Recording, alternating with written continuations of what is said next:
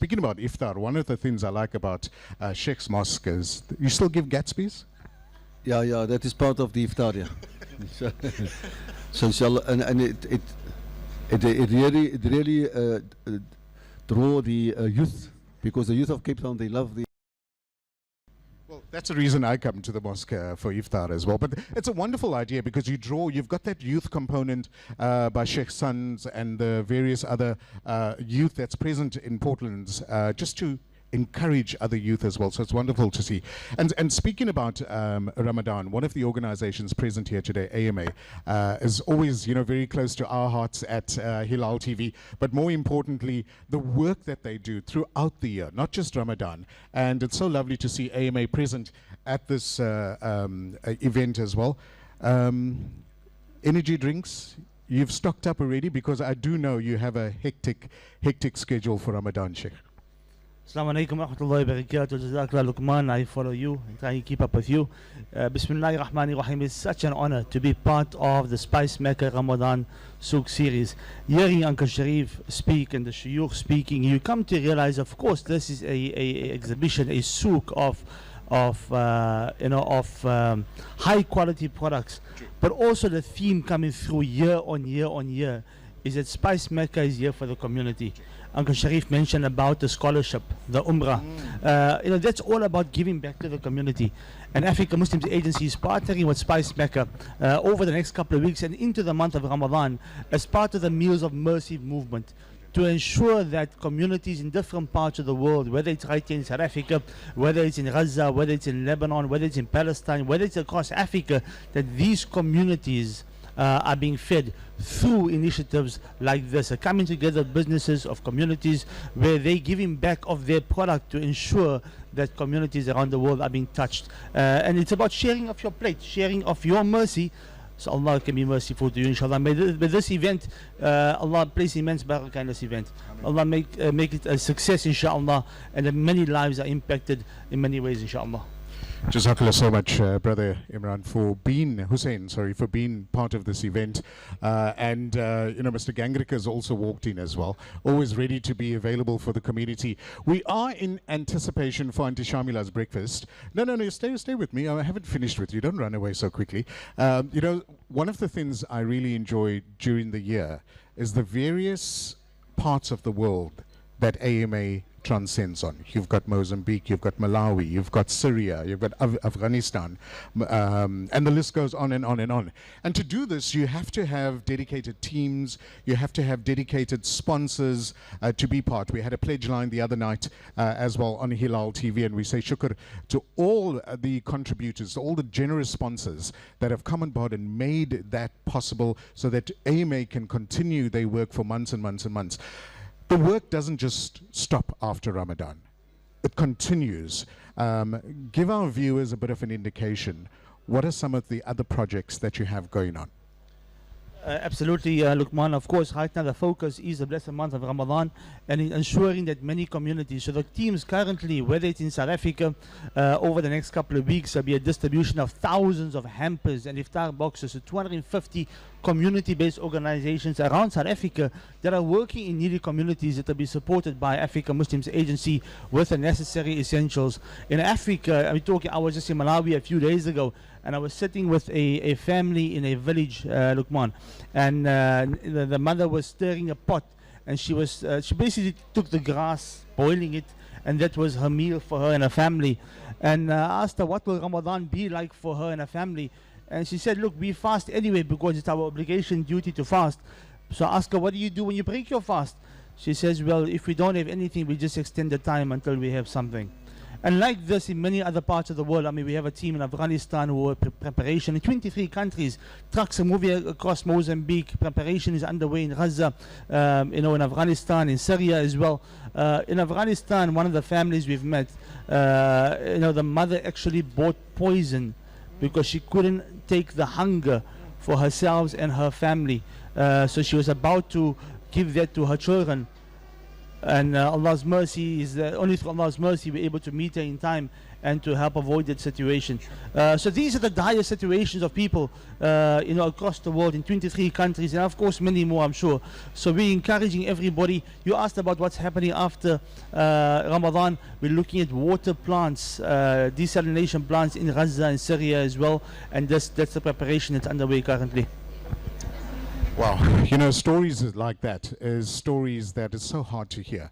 And that is why it's so important to support organizations like yourselves so that you can continue the work for months and years on it. So jazakallah to you and your teams, because I can only imagine what it's like visiting an area like that, coming back into our world, knowing that we have the luxuries. And there must be some type of debriefing that goes on with yourselves and your team as well, because just to consume all of that. So kudos to you and your teams, and may all your sterling work and projects go from strength to strength, my brother, inshallah. We'll link up in Ramadan, inshallah. Have a wonderful day. Thanks for being here. That's on a positive note. So whoever's here, AMA has a stand, and so do go and make your contribution, zakah lillah as well, definitely for the month of Ramadan. Jazakallah, my brother. Shukran for having us. All right, so we are ready to transcend, and I say transcend because it's a whole new level. It's a whole new world, and I'm exposed to this as well. And alhamdulillah, I've been, with the Spice Maker team for the last 14, 15 years.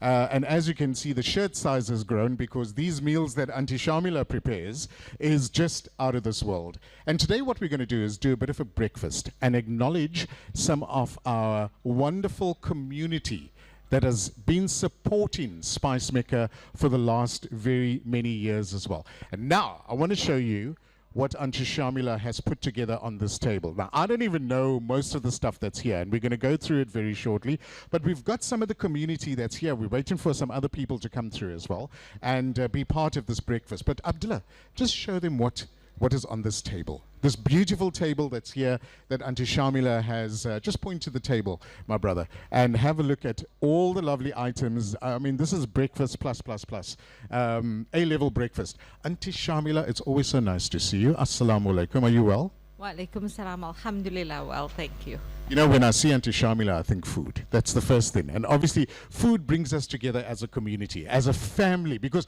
I'm no longer a media guy. I'm family of Spice Maker right now. I'm surprised I don't have a Spice Maker shirt or a jacket just yet. You will be wearing one before you leave.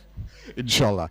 What's on the table today for breakfast? Just maybe run us through one or two of your favorites. Is there something new? And I know this is all part of Spice Maker. That is the bola mix, by the way. Yes, So I noticed that. You're just going to add your wet ingredients, and that's done. Okay, fantastic. Quick. Okay. The beautiful, is that a quiche that's on? Yes, that's a quiche, and then we've got some lovely savory rolls with different fillings and fruit and banana and nana muffins, carrot and apple and date muffins. Actually, I made some firni. Oh, You know the firni? Yes. You see it in the small little cups, and some yogurt cups. And I'm hoping the ladies will all enjoy themselves. But before we have something to eat, I actually want to welcome you myself and tell you that I'm so happy that you could actually come and be a part of this with us today. Alhamdulillah. Also, if there's anything that you have questions about or anything you want to know, you need to understand that we're always available. I mean, I might not always be here, but we've got Kosum that's always here to help anybody with information and some recipes and anything like that. Great. So if there's anything you need to know, please feel free to ask. Okay, so I'm going to do a walk around the table. You hold on to that mic, Auntie Shamila. I'll hold on to this mic. Everybody's seated here. Assalamu alaikum. Are you guys well? You guys look like you're ready to get this breakfast started, but before we get there, right, I just want to find out. Now, Ramadan I spoke to the Shuyukh as well earlier, and they gave us, from a spiritual perspective, how they prepare, how the community prepares for Ramadan as well. But in our individual homes, we all have these little cultures, we all have these recipes, we all have this preparation that we do for Ramadan, right? Assalamu alaikum. What's your name, Auntie? I'm Fazlin van der Voort. Fazlin van der Voort, Jazakallah so much for joining us this morning. And I know you've been a Spice Maker fan for many, many years as well. Now, Auntie Shamila has really made the recipes and the Cook Easy range, rather easy, even for a novice like myself, that can probably put it together as well. What are some of the products that you use? I use the Spice Maker Kusista mix every year for Ramadan and during the year. And my next favorite is the chili bite mix. And I add more whatever I like, but as is, it is fine for me. And then I like the akani mix and biryani mix. And as per the recipe, very easy to use. So we all know we're really tired during the day. The first couple of days of Ramadan, we fast, we mentally prepare ourselves, spiritually as well. Preparing for Ramadan, preparing for iftar, the Cook Easy range has become quite easily as well. That gives you maybe sufficient time to prepare your iftar table. Is there any specific type of dish that you like to prepare for iftar? Do you have like a family recipe? Do you have, how do you prepare for the first couple of days? I do my own. Okay. And then, if need be, I will go to the cookbook, and which I have, and out of it, I prepare my own. And the family, are they used to a big meal? Is it, maybe something small to break your fast, and then after Taraweeh maybe have a bit more? Yes, it's normally the norm, the chili bite, samosas, and first my dates that goes on, and then after Taraweeh, and then we have like a small meal. Awesome. Jazakallah so much. All the best for Ramadan. I know that we're all anticipating, waiting for Ramadan to start as well. I want to move to this uncle first before I move to the auntie here as well. I've seen this uncle's face many, many times as well. Assalamu alaikum. Are you well? Alaikum salam, alhamdulillah. Nice to see you again at the Spice Maker Ramadan Suk series. Ramadan in your home, in preparation, what are some of the lovely experiences, some of the family gatherings that you like to do during Ramadan? Ramadan isn't Ramadan if you don't have a pot of soup. We love our soup, but in Ramadan most of the time we don't have a supper. We will have like your akani mix and your dalchi mix, and we make dalchis, and my dalchis look like aliens. My wife's dalchis comes out beautiful. I bought Auntie Shamla's cookbook last year, and the fish curry is quite nice in there, and we use it a lot as well. And alhamdulillah, we don't have a supper, we just have our savories. And the other thing we also do, I don't know if other people do it, we add our dates in our soup when we start iftar. So, okay. So that's a new one. I've heard some people do it before, but I mean, that's your taste, right? That is something you like to do. Almost like a family tradition now. So even the youngsters do it now as well. All right, there's a new one. So our viewers, I hope you're going to try that one as well. How do you spiritually prepare for Ramadan? I mean, look, we all know that we need to do certain or put an extra effort into our spirituality during the month of Ramadan as well. How do you prepare? Like we prepare like now already, like Imam said that you don't go run a marathon without practicing before the time. So you can't just go into reading your Quran and that. What also my wife works, I'm retired, so I will prepare most of the food, and she will spend most of her time with the ibadah. So if that comes, then we all sit together and we don't waste time on preparing for food and that. And like now, so we haven't even started making samosas or those things yet. So that will come now, and then we want to spend most of our time in ibadah and then go for Taraweeh as well. Jazakallah so much. All the very best for Ramadan as well. And to Shamila, these are some of the stories that we hear all too often of people spending at the iftar table. The Cook Easy range makes it easy so that people can spend more time in ibadah, making dua, spending time with family, so they don't have to, their table can literally look like this at iftar as well. Do you find people coming to you and finding out about some of your recipes? I think, what people like to find out is how do you organize your time to free yourself up, but at the same time not losing out on preparing a memorable meal for your family. Sure. Because yes, we must get to our ibadah and all of that, but you don't need to compromise and not prepare a lovely meal for the family. Because at the end of the day, we don't want to lose our cultural heritage. Of course. This is our heritage. This is what we used to. I mean, Ramadan is almost synonymous with samosas and chili bites and all of these things. Okay. You know? So what happens if we don't make the effort to do it? The next generation, the second generation, they're not even going to know what we used to Good point. eat. It'll be takeouts and takeaways and buy-in. There's no reason to do that. You just need to organize yourself. And I would say, especially for working moms, prepare yourself over the weekend. If you're buying your meat, clean it, trim it, freeze it. Cook up a pot of dal, put it in, freeze it up, your basic dal, freeze it, so that on the day you're late, when you're coming home, just take out your dal, and in the morning, and you just cut up some chicken fillets, braise it, add the dal, and in 10 minutes your food is done. Alhamdulillah. So there's actually no excuse to not cook. Fantastic. I know a lot of people eat after Maghrib Salah. after Taraweeh, but that's great because you know what, that is their tradition. Yes. And that is why they will still prepare what they like to eat after mosque. Wonderful. My father, Allah yarham, he loved just almond milk and samosas when he came back. Sure. He actually didn't eat food. He ate some, and we had to fried, can I tell you how many samosas we fried every night? And to add insult to injury, we had to make it ourselves. Wow. We had to make the thinnest pur because that's what he liked. You could virtually see through it. Sure. And we would fry 60 samosas every night. Oh my goodness. Between the 6 of us. That's almost a business right there. That was the start of Spice Maker's business right there already. So I think But Sheikh listen, Buli yeah, but had that- some wisdom in that. Yeah, but now listen, that's why I refuse to make a samosa today. All right, so we're chatting at the breakfast table, this is one of the most amazing spreads I've seen in a long time as well. Assalamu alaikum, Auntie. I'm going to come to you, speak to you very quickly. What is Auntie's name? My name is Mukhsida And where is Auntie from in Cape Town? from Newfields, Athlone. Just down the road, so you walked here? Yes, no, I didn't. I actually came early because I wanted to get a good parking. Yes, it does fill up, but there's plenty parking, so people can come through.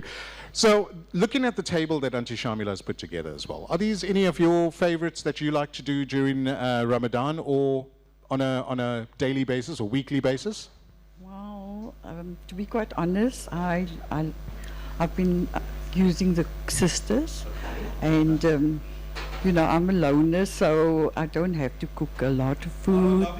But yes, I do have my soup and my samosas, pies, and I like the spices. I like the spice maker spices. Very nice, very good. I'm dying to try out your bola recipe because at the moment I've been called the bola queen, so I am going to definitely try out that recipe. But I must tell you something. So one of our staff during this week, because we launched the bola mix, Okay. and she said to me, you know what, I need to know that this bola mix works. I said to her, but you know what, I will never send something through to production if I didn't make it over and over and over again. Right. So she still wasn't satisfied. So when I came to work yesterday morning, she said, just come to the kitchen. I got 2 other people to do, 3 of us made the bolas. Right. Because she wanted to see, can 3 people duplicate and use the recipe and what product is going to come out. Right. And she said, now come and taste. I said, but they're all the same. She says, now exactly the point that I Wow. wanted to make. So Nice. alhamdulillah, it's been tried and tested. Brilliant. I like that because even a novice like myself, I think can do some of those bola mixes. Now, one of the ladies that's always been here since day one, all the way from Kimberley, via also back in Cape Town. Assalamu alaikum. Uncle Sharif's sister, are you well? Yes, alhamdulillah, I'm very well. Nice to see you. Now, I just want to know, without being too biased, I know you're family and you've got to say everything tastes nice, but you've obviously tried some of the mixes, some of the Cook Easy range. What's some of your favorites? My favorite is, well, every day, every Ramadan we have the the halim. So what I normally do is I make a big batch of halim, freeze it, and whenever I make a number of different soups, and Shamila's got a bean soup and the chicken and corn soup. So when we break our fast, we like to break our fast with soup. And first the dates and the soup, and I normally have little containers which I fill, and I can just take them out of the freezer on a different day and have a variety every different day. That's so wonderful, because that's what Auntie Shamila was saying as well. That makes it easy. Yes. You know, freeze it, bring it out of the fridge a little while before you need to cook it, and then you save so much time. You do. Yeah. And you save a lot of electricity. As well. Exactly. And you know electricity is expensive these days as well. Yes, of course, Marv, my apologies. My favorite is the dulces. Okay. Your dulces come out round, or does it come out like uncle's? So, well, I do add my own because I always add spinach and so on, but that's one of the favorites of the family also. Nice. Okay, so there we go. You know where I'm spending my iftar one of the days. I'm going to come through and try the dulces as well. And Auntie's also been here for a couple of souks. Assalamu alaikum. How's Auntie? Alhamdulillah, and you? I'm very well, thank you. Tell our audience, what is Auntie's name and where are you from? Wait for me to give you the mic. The Auntie will know praat. Soneri mic. My name is Aziza Adams Nepayat. I'm from Kosipok, but I'm with Shamla. I will bake my dal, I will freeze it, I will make my soup, I will freeze it, and I just take out what I need. My favorite is the dalchis and samosas. Like she said, we make the samosas, we make early morning after Fajr, and we don't make food, we just make soup, and each one of us get a dozen samosas that you supper everything, nothing else. So we grew up like she did, so I can relate to what she's saying. Actually, I must tell you, my father Raham only ate the soup and samosas, but we had ravenous appetites. So my mother still had to cook a pot of food, because after we had all of that, we made salah, and we then came and ate our food. Sure. And obviously we had the desserts after masjid. No, we never had that. My father was on the building trade, so we had a meal in the morning, like a proper cooked meal, chicken and steaks and whatever. That was the olden times. Right? But that's exactly what we still did in the morning, by the way. Even tomato breedy and rice. Yes, we grew up like that, eh? And at night we eat like a meal, but very light. But your soup and your halim and your booba. But okay, we made like the Indian style with the pistachios and the almonds, and we grew up like that. So I just use the milk pot for me, because I don't eat booba, and then my family will eat the booba. So today, so my grandson will just fast because he's 11, but he will eat booba if I make booba. But if I don't make booba, he says, I'm not fasting. I tell you what, if I had to eat like that, I think an hour later I'll want to fall asleep at work. No ways will I survive. But that's a family tradition that you guys are used to. Yes, but to tell you the truth, it was a silo. But to tell you the honest truth, since I got married, I don't eat in the mornings like that. Now we eat like 2 slices of toast and ever on the bread. That is, and with the coffee and so. And I like fruit in the morning because that is the way we grew up.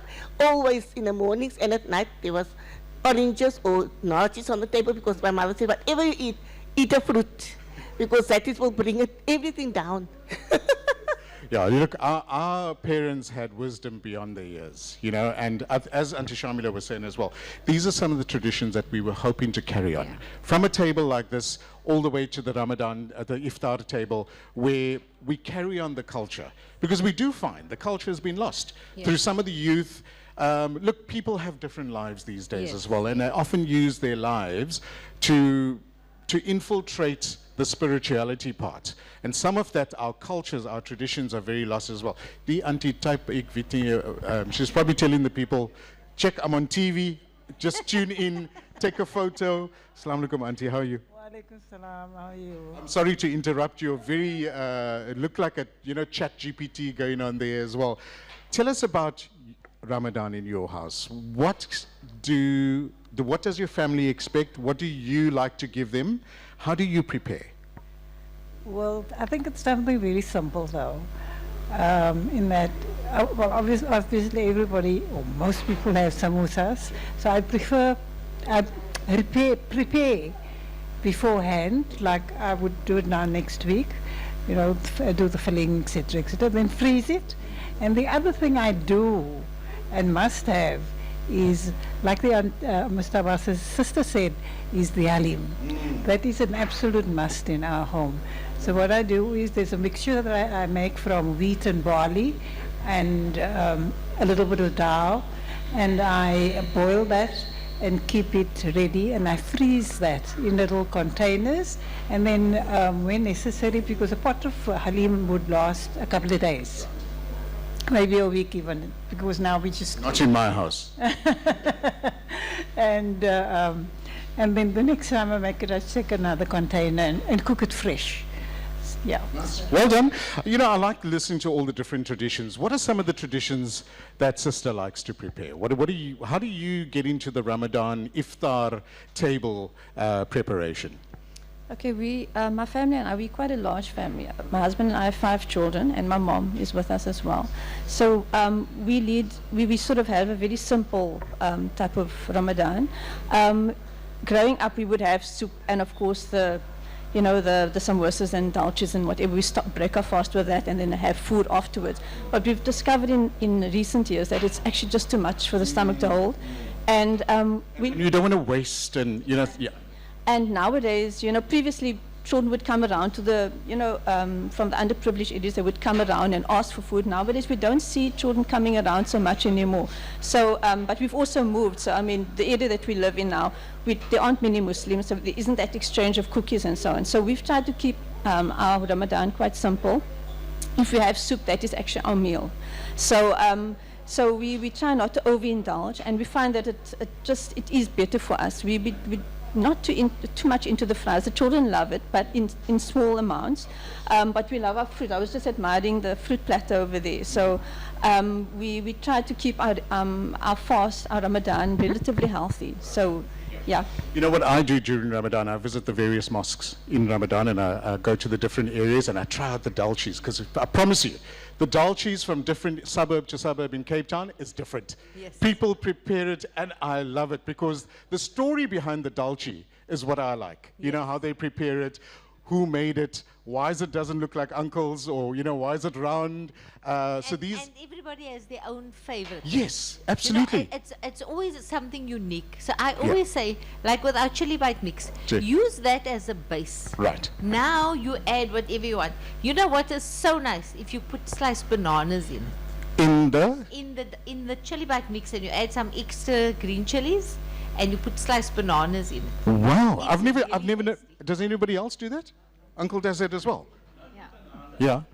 No, we don't do bananas. We do the whole spinach leaf, or brinjals. You coat it, or brinjals or potatoes. I've tried that, and that's quite nice. That's quite crispy and it's crunchy. But banana?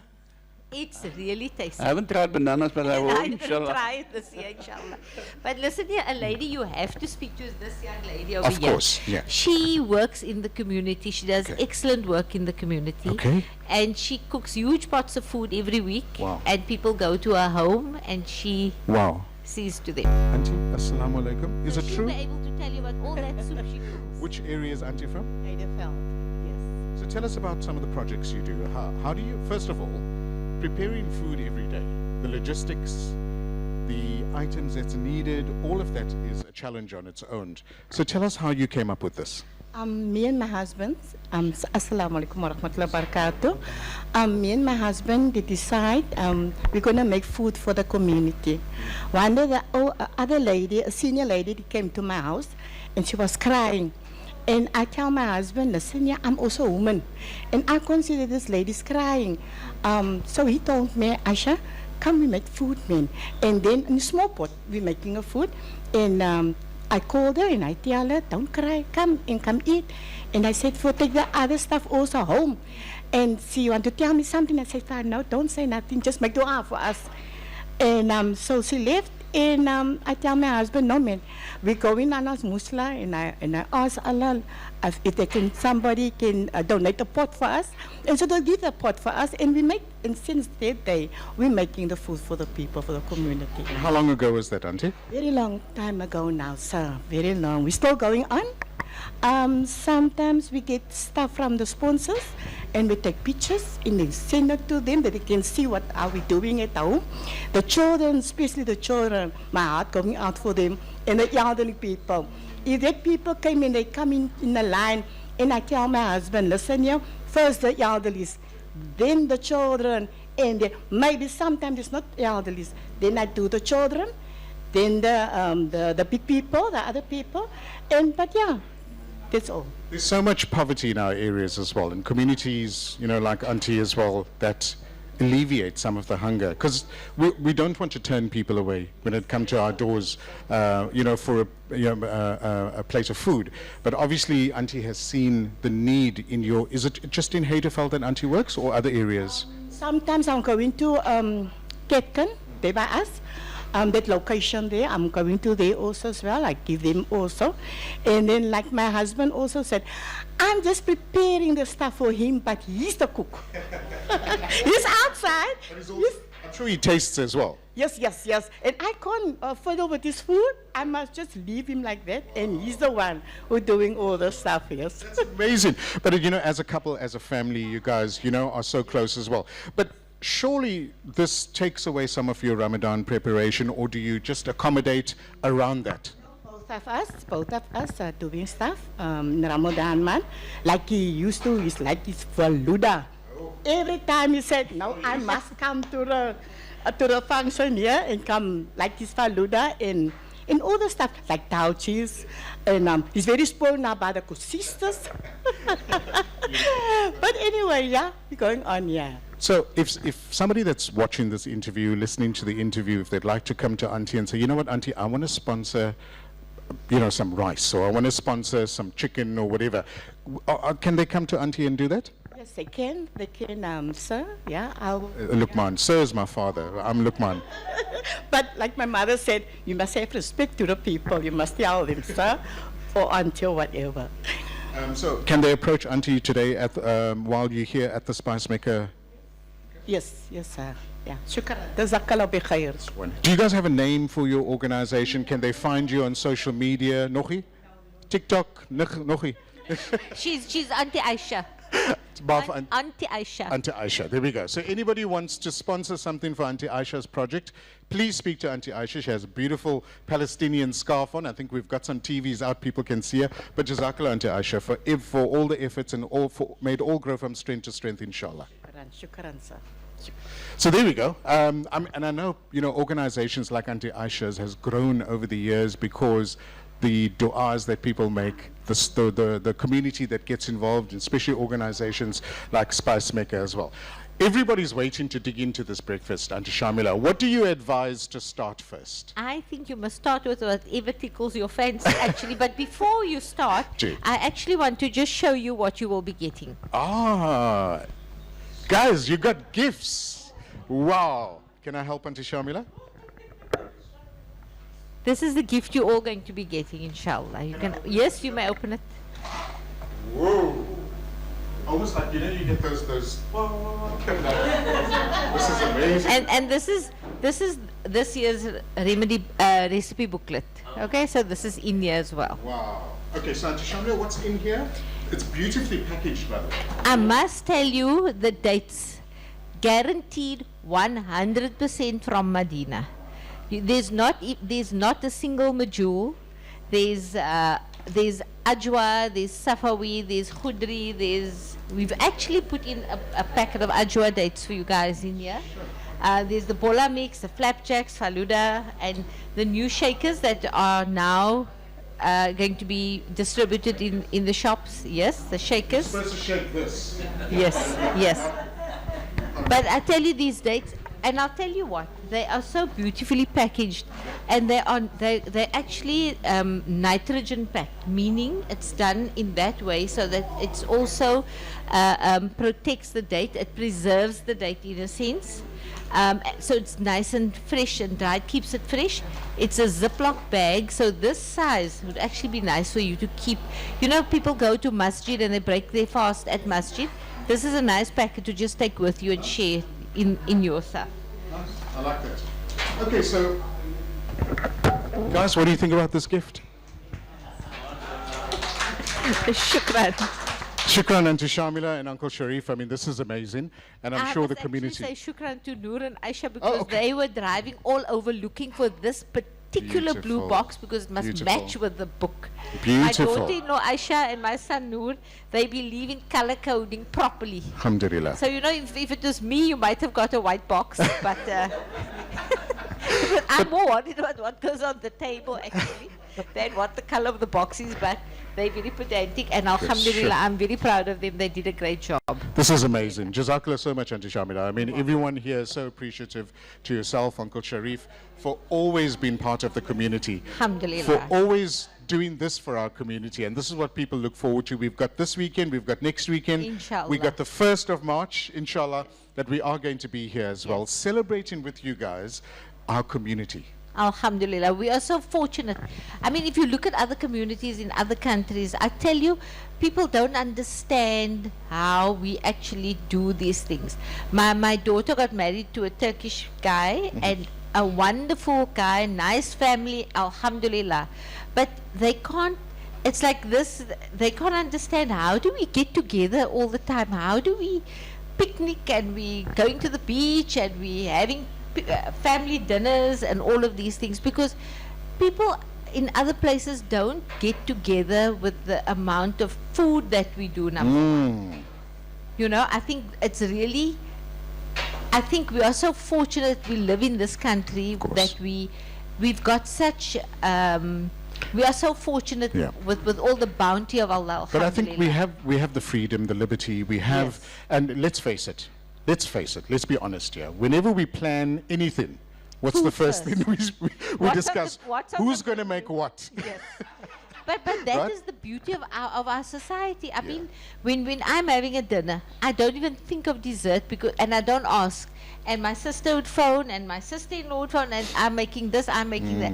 And your dessert table is sorted. Alhamdulillah. So it's always easy for us, Alhamdulillah, you know, to entertain. Right. So, guys, we're going to leave you to dig into this beautiful breakfast that Auntie Shamila has provided. Mind you, I know that she's made almost everything here on this table because Auntie Shamila left last night early to go prepare for you guys. So really appreciate from Auntie Shamila to the community, and I think the message is thank you, shukran, for supporting Spice Mecca for all the years, and to continue to support Spice Mecca for many more years to come, inshallah. Inshallah. Inshallah.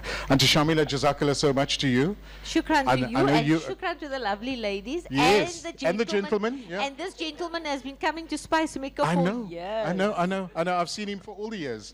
And you can see how happy and smiling. Alhamdulillah.